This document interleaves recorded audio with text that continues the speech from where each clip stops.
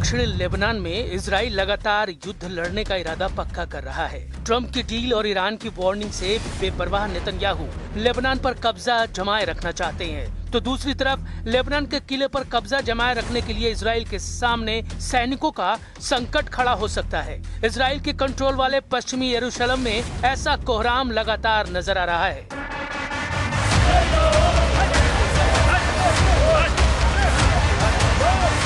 पश्चिमी यरूशलेम में पुलिस और हारेदी प्रदर्शनकारियों की झड़प आए दिन होती रहती है। हारेदी प्रदर्शनकारी वो लोग हैं जिन्होंने सेना में भर्ती के खिलाफ मोर्चा खोला हुआ है। हारेदी यहूदियों की रैली नेतन्याहू को बार बार चैलेंज कर रही है। जब इजराइल ने गाजा, लेबनान और सीरिया में फौज तैनात की हुई है और ईरान से युद्ध किसी भी वक्त शुरू हो सकता है। इजराइल की सेना में भर्ती का मुद्दा बहुत गरमाया हुआ है। अनिवार्य सर्विस का विरोध चल रहा है। इस विरोध का सेंटर पॉइंट वो हारेदी यहूदी समुदाय है जो नहीं चाहता कि उस पर सेना में अनिवार्य सर्विस का दबाव डाला जाए। इसी डिमांड के साथ हजारों लोग आए दिन इजराइल के शहरों में प्रदर्शन करते रहते हैं।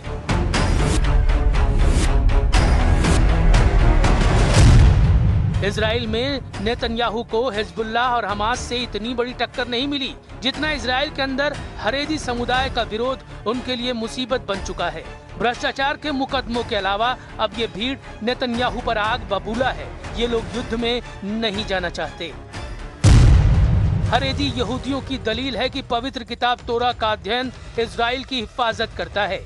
ऐसा करना उनकी ही जिम्मेदारी है, इसलिए उन्हें फौज में भर्ती से छूट मिलनी चाहिए। हारेदी यहूदियों का मानना है कि सेना का माहौल उनके धार्मिक नियमों से अलग है, जहां पुरुष और महिलाएं साथ रहते हैं। खाने पीने के नियम भी ऐसे हैं जो उनकी प्रार्थना के नियमों से मेल नहीं खाते। हारेदी यहूदी समुदाय इजराइल देश की स्थापना को भी सही नहीं मानता। ऐसे में हारेदी युवाओं की धार्मिक आस्था कमजोर होती है।